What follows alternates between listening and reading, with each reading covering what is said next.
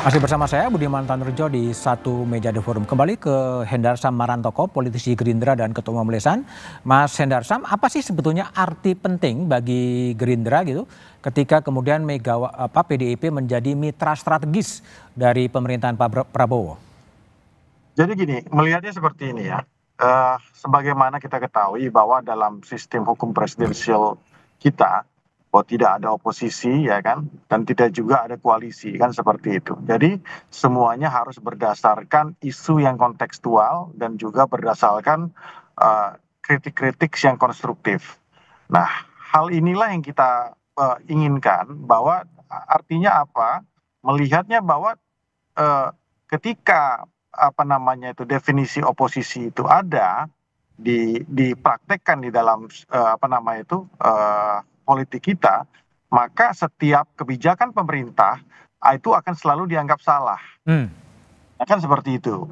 Nah, ini kan tidak seperti itu prakteknya. Harusnya makanya apa yang dikatakan oleh Mas Ahmad Basarah juga Mas Arya Bima sudah mengatakan bahwa PDIP akan menjadi apa namanya itu akan menjadi mitra yang memberikan masukan yang konstruktif apabila itu salah, apabila itu tidak sepakat, dan apabila terjadi apa namanya itu hal-hal yang sepakat tentang masalah itu, maka ya tidak ada masalah tentang masalah itu. Nah, itu memang idealnya seperti itu dalam sistem hukum ketatanegaraan kita, memang seperti itu. Jadi kita menyambut baik hal tersebut, bahwa itulah yang kami anggap, ya kan, kita anggap dan saya anggap sebagai mitra strategis, bahwa eh, semua sebenarnya ini praktek ini kan sudah berjalan, bagaimana di kelembagaan ya, contohnya di DPR, di tingkat daerah ya kan, PDIP Gerindra ya kan, itu bekerja sama ya kan, dalam berbagai aspek seperti itu. Jadi itulah sebenarnya idealnya. Oke, Jadi baik. Baik, Bung jadi Hendarsam. Bung Roni, jadi kalau Anda sebagai ordalnya PDIP maksudnya, apa sih yang dimaksud oleh Mas Pramono sebagai mitra strategis gitu? Sebetulnya apa sih yang dibayangkan? Ya, kan selama ini kan hubungan Ibu dan Pak Prabowo itu kan baik ya. Baik, oke. Wajar Terus? saja kan selama ini kan hubungannya baik, dan sejarah 2009 pernah bersama waktu maju Pilpres. Dan tentunya kan berdasarkan historis ini sudah saling mengenal. Dan saya pikir bahwa ketika yang tadi disampaikan bahwa sistem presidensial, kemudian kami sebagai penyeimbang, tentunya kan kami bisa menyampaikan kritik-kritik yang konstruktif, Mas. Kritik konstruktif, Ya, tapi strategis gitu. strategis, tentunya kan dalam rangka membangun bangsa gitu. Dan ini kan program-program yang kami melihat yang baik, tentunya kami harus dukung. Itu posisi sekarang ya, bukan posisi setelah Kongres atau gimana sebetulnya? Nanti kalau setelah Kongres kan nanti Bisa beda lagi. saya belum bisa sampaikan itu, Oke. nanti kita tunggu, Mas. Baik, Mas Umam, apa yang Anda baca nih? Mitra pilihan katanya adalah mitra strategis gitu, bukan mitra konstruktif atau mitra kritis gitu? Ya, ini artinya bahwa PDIP mencoba untuk sekali lagi merenegosiasi. Renegosiasi. Sekaligus juga memang karakter oposisi yang selama ini ditampilkan oleh PDIP tampaknya melemah. Melemah Kita ya? tidak pernah mendengarkan, misalnya tadi Mas Roni menyampaikan memberikan dukungan, oke lah ini pro rakyat dan lain sebagainya. Tetapi semua itu menjadi sebuah karakter yang completely different, sangat berbeda dengan PDIP yang kita kenal selama ini ketika menjalankan posisi sebagai kekuatan oposisi. Nah, oleh karena itu ini menjadi sebuah menjadi sebuah argumen bahwa barangkali tentu dalam konteks ini upaya renegosiasi ini ditujukan sebagai satu strategi untuk menghadirkan political protection, dan itu yang dibutuhkan oleh PDIP saat ini. Political protection. Perlindungan politik dari kekuatan-kekuatan yang mencoba untuk mengerahkan sel-sel jejaring kekuasaannya untuk kemudian Kekuatan siapa? mengacak-acak.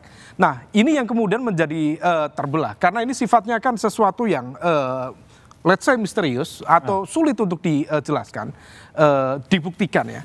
Tetapi bahwa ketika Bu Mega mengundang Pak Prabowo untuk hadir nanti di Kongres setelah Lebaran, itu kan mencoba untuk menegaskan bahwa hadirnya presiden adalah jaminan perlindungan politik bagi PDIP. Nah, siapa yang kemudian patut diduga untuk melakukan operasi untuk mengacak-acak PDIP adalah elemen di luar Pak Prabowo yang masih memiliki jejaring kekuasaan yang kemudian barangkali memiliki garis relasional atau garis konfliktual dengan sel-sel di dalam PDIP. Di dalam konteks ini, kalau misal kemudian kita kerucutkan lebih detail, memang garis konflik itu lebih tampak antara Mas Hasto dengan Pak Jokowi misalnya. Pak Jokowi. Meskipun tentu itu sifatnya basisnya asumsi spekulatif, tetapi bahwa kemudian statement berbalas statement, kemudian kebijakan berbalas dengan statement balik, itu menegaskan bahwa ada situasi yang tidak baik-baik saja. Dan kalau misal kemudian dalam konteks kepartaian, untuk mengerahkan, mengambil alih kekuatan PDIP bukan dengan mengganti Bu Mega, tetapi menetralisir seluruh elemen-elemen di sekitar Bu Mega sehingga kemudian kendali atau kontrol itu bisa diambil. Nah, salah satu yang kemudian anasir itu yang ingin dipisahkan adalah Mas Hasto menjadi target utama. Mas Hasto akan dipisahkan. Meskipun dalam konteks ini, Mas, saya ingin menggarisbawahi, kalau misal kemudian mempertanyakan basis penyidikan yang dilakukan oleh KPK, KPK juga bisa memiliki basis argumen yang kuat. Memang angkanya tidak mencapai 1 miliar dalam proses bribery itu atau suap itu. Tetapi dalam konteks makro kekuasaan, memang ini bisa kemudian disimbolisasikan sebagai bagian dari political corruption.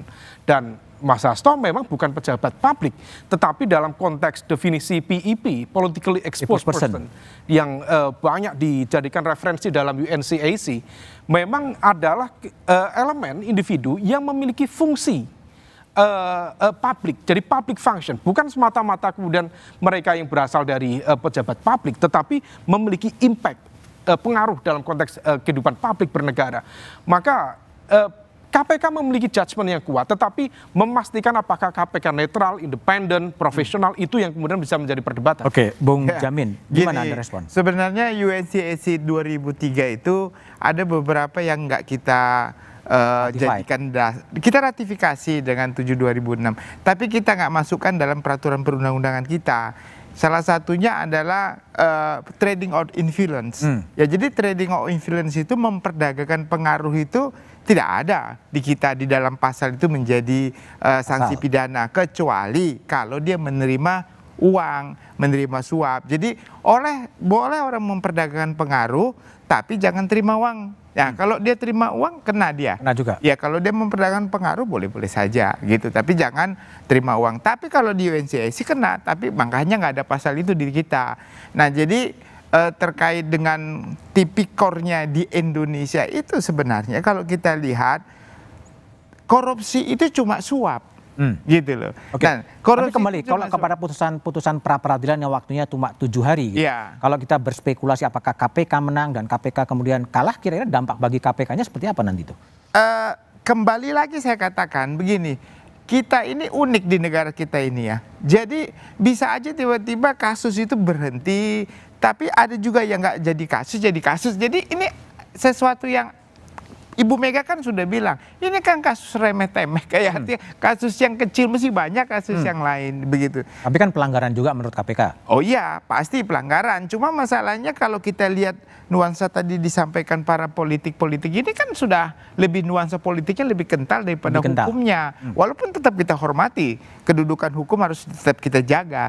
Cuma permasalahannya adalah ini komoditi bisnis hukum atau bukan gitu. Jadi jangan hukum dijadikan sebagai alat untuk bernegosiasi. Nah itu kita nggak bagus itu, artinya negaranya kurang bagus. Saya kembali ke Bu Kony. Bu Kony, kalau menurut analisa Anda sebagai seorang analis pertahanan, apakah memang PDIP sedang melakukan sebuah mencari political protection menurut Mas Umam? Tapi jawabannya setelah jeda berikut ini.